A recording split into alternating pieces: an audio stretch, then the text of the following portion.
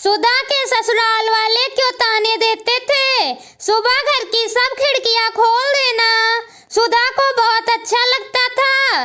खुली ताजगी हवा में वह अपने मन के खालीपन को भरने की कोशिश करती। हर दिन नई उम्मीदें लाता है। सुधा इस सत्य को जी रही थी, लेकिन माँ जी को यह कहाँ पसंद आता। शक संदेह के चश्मे से बहू को देखने की उनकी आदत थी। बिना सोचे समझे वे कुछ भी कह डालती। किस यार को देखती है जो सुबह सुबह खिड़कियां खोलकर खड़ी हो जाती है। कहते हैं तीर तलवार शायद इतनी गहरी चोट ना दे सके जितने शब्द घायल कर जाते हैं। यहाँ तो रोज का किस्सा था। औरत जो थी जिसकी नीयत सबकी सुनने की होती है, इसलिए सुधा उनके कटु शब्दों को भुला देती। सच ही तो है, जब विकल्प ना रहे तो सीमा पार जाकर भी समझौते करने पड़ते हैं। इस समझदारी ने ही उसे ऐसा बना दिया था जिसे सब पत्थर कह देते थे। कुछ असर नहीं, जो चाहे कहो, लेकिन यह किसे पता था कि उसका अंतर्मन आहत होकर कब बिखर चुका था। या तो उसे खुद भी पता नहीं था। उसके मायके को लेकर ससुराल में खूब बातें बनती। रोज रोज के ताने सुधा को अब परेशान नहीं करते। आदत जो बन गई, सुनना और पत्थर की मूरत बनी रहना, जिसकी ना जबान थी ना कान, इस मूर्ति में भी दिल धड़कता था। यह एहसास शायद अब किसी को नहीं था। सास की बातें उसके दिल को छलनी करती, लेकिन फिर भी वह उसी मुस्कुराहट से जीती जैसे कुछ हुआ ही नहीं। कितनी अजीब बात है, बहू मुस्कुराए तो बेहया के ताने पाती है, बोले या प्रतिकार करे तो संस्कारहीन। ससुराल में उसकी एक देवरानी भी थी, प्रिया, बड़े घर की बेटी, जिसके आगे सासू माँ की जबान भी तलवे से चिपकी रहती। जब प्रिया अपने मैके जाती तो सुधा को भी अपने घर की बहुत याद आती, पर जाए तो कैसे, किसके घर जाए। वह रिश्ते इतने खोखले हो चुके थे कि अब कोई एक फोन करके उसके हाल चाल पूछने वाला भी नहीं था। आज जब प्रिया अपने मैके से वापस आई तो उसका मन भी तड़पने लगा। सासू माँ उसके लाए उपहारों, कपड़े, गहनों को देख फूली नहीं समा रही थी। रह रहकर सुधा को कोसना जारी था। प्रिया सुधा को अपने कमरे में ले आई, उसे अपने मैके के मजेदार किस्से बताने लगी। सुधा जैसे अतीत में खोने लगी। अपनी भाभी के कड़वे शब्द उसे फिर याद आने लगे। महारानी जब चाहे मुंह उठाकर चली आती है, जैसे बाप ने करोड़ों की दौलत छोड़ रखी है। प्रिया जा चुकी थी, दोपहर का समय था, इसलिए उदास मन के साथ सुधा बिस्तर पर आराम करने लेट गई। अतीत की यादें उसे याद आने लगी। पापा दुनिया से विदा हुए तो मैके का रास्ता हमेशा के लिए बंद हो गया। माँ बचपन में ही गुजर गई थी। पापा ने ही दोनों भाई बहनों को संभाला था। यह सच था कि उन्होंने कभी माँ की कमी महसूस नहीं होने दी। सुधा ने छोटे भाई का ऐसा ही ममता भरा प्यार दिया जैसे बच्चा अपनी माँ से उम्मीद करता है। उम्र में वह 3 साल बड़ी भी तो थी, लेकिन बचपन ने उसे बड़ा भी तो बना दिया। मासूमियत छिन गई, लेकिन भाई राहुल भी उस पर जान छिड़कता था। समय पंख लगाकर कैसे उड़ा कि पता ही न चला कि गुड्डे गुड़ियों से खेलते खेलते वे कब बड़े हो गए। पापा जल्दी से अपनी जिम्मेदारी से मुक्त हो जाना चाहते थे। विवाह का रिश्ता आया। इंजीनियर, सौंदर्य, सौम्य स्वभाव, प्रतिष्ठित परिवार, बस पापा को और क्या चाहिए था। झट से रिश्ता पक्का कर दिया। सुधा खुद खर्च नहीं थी, उसे अपनी शादी के अरमान खुशी तो दे रहे थे, लेकिन पापा और भाई का ख्याल उसे बेचैन करने लगा। वह विदा हुई तो फिर कौन संभालेगा घर को।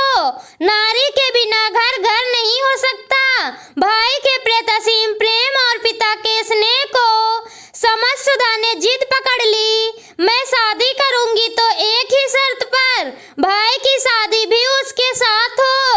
किसे पता था कि यह प्रेम ही आगे समस्या बन जाएगा, सरल जीवन को कठिन कर देगा, रिश्तों में दूरी बढ़ती जाएगी। सबको झुकना पड़ा और 7 दिनों के अंतराल पर दोनों की शादी संपन्न हो गई। सुधा ससुराल के लिए विदा हुई तो मैके में उसकी भाभी आ गई। बहुत खुश थी सुधा।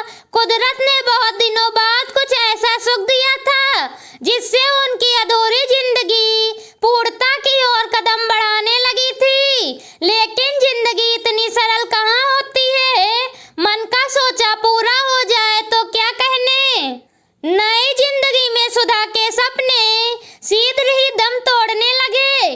विवान बहुत अच्छे समझदार पति थे, लेकिन घर की स्थिति ऐसी थी कि वे सबके सामने अपनी पत्नी का साथ देने की स्थिति में नहीं थे। प्रतिभाशाली होकर भी अभी बेरोजगार थे। दोनों ही सास ससुर पर निर्भर थे, इसलिए मजबूरियों से समझौता समझदारी था। पापा को शायद यह उम्मीद नहीं रही होगी, इसीलिए सुधा की शादी के बाद बेचैन रहने लगे। दूसरी तरफ राहुल भी अपनी पत्नी और पिता के बीच संतुलन बैठाने में पिस रहा था।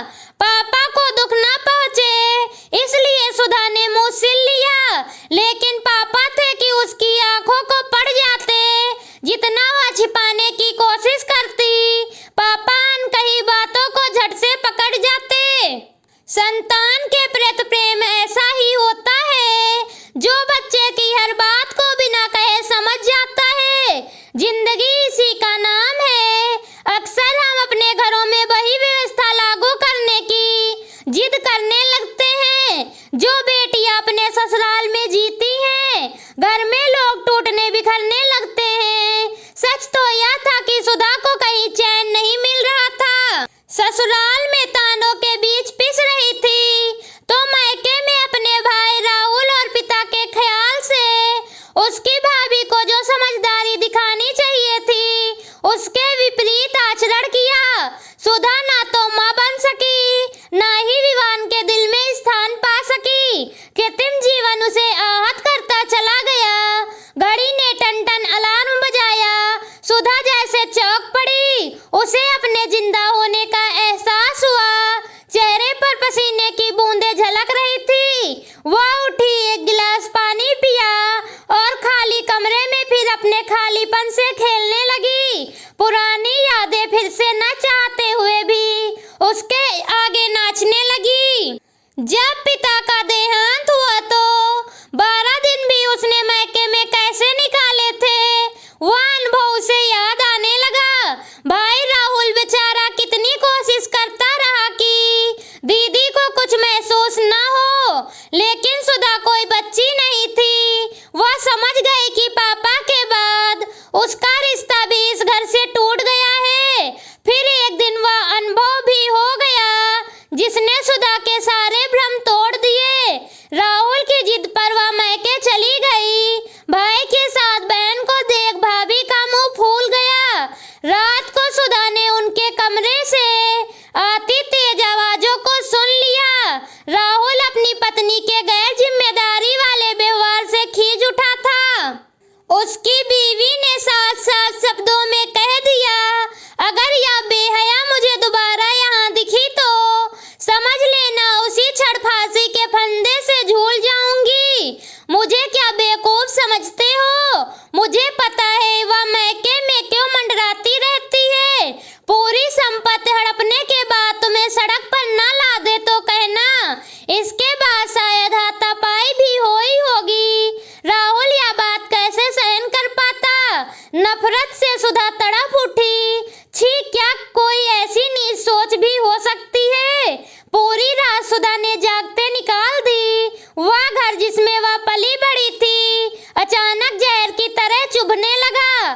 सुबह होते ही वह बिना कुछ कहे वापस अपने ससुराल आ गई। उसे इंतजार था कि राहुल आएगा माफी मांगने, लेकिन वह नहीं आया। अब सुधा को अपना फैसला सही लगने लगा। भाई भाभी के जिंदगी में वह दीवार नहीं बनना चाहती थी।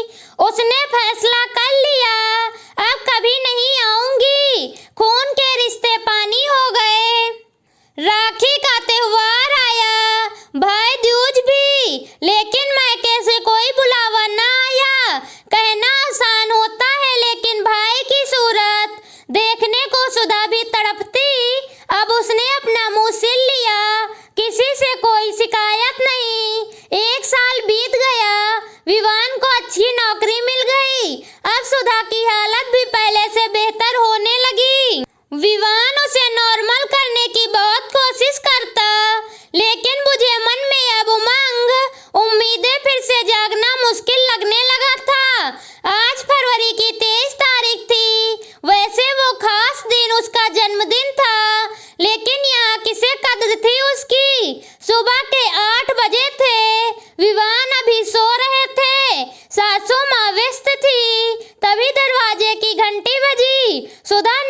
खिड़की से बाहर देखा, अचानक उसका रोम रोम खिल उठा।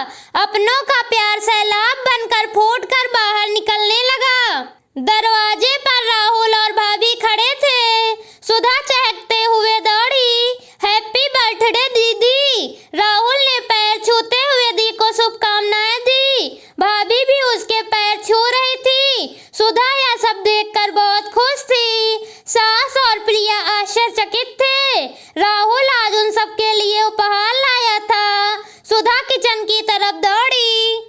ससुराल में बहू का सबसे बड़ा मेहमान भाई होता है। सुधा के मन पर जमी बर्फ बहने लगी थी। भाभी भी उसका हाथ बटाने रसोई में आ गई।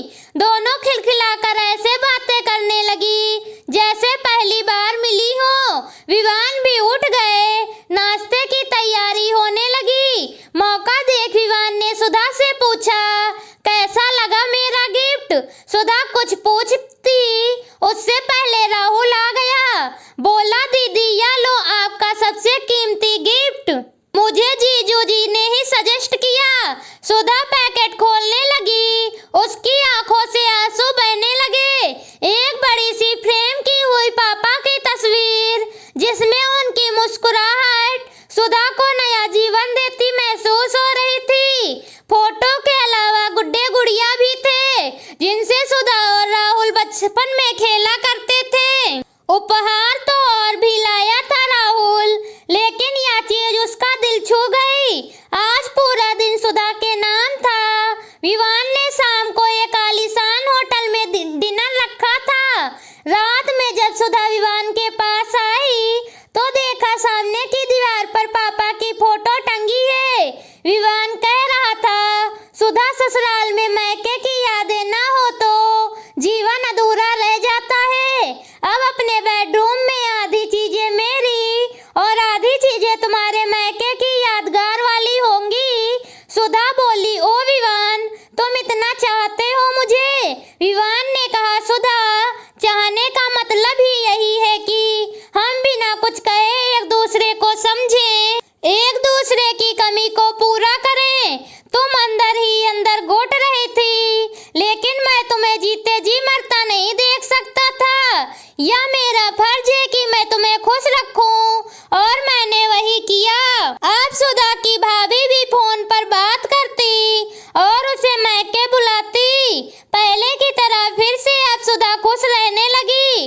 दोस्तों, आप लोगों ने भी इस कहानी से समझा होगा कि एक लड़की के लिए अपना मायका शादी के बाद भी कितना अहम होता है। दोस्तों, कहानी पसंद आई हो तो वीडियो को लाइक और चैनल को सब्सक्राइब जरूर करें। मिलती हूँ आपसे अगली कहानी के साथ।